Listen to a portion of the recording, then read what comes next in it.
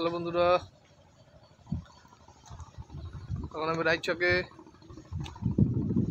নদীর ধারে আছি। রায়চকের জলটা উঠেছে, দেখো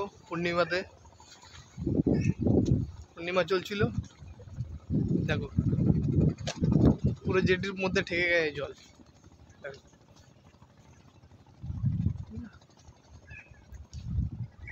পূর্ণিমা কোটাল থাকলে এরকম জল উঠে যায়, পুরো জেটির তলায় ঠেকে গেছে। দেখো এখানে গাড়ি পর্যন্ত উঠে যায় আমাদের, হ্যাঁ, জেটির উপরে, ঠিক আছে, পুরো গাড়ি পর্যন্ত উঠে যায়।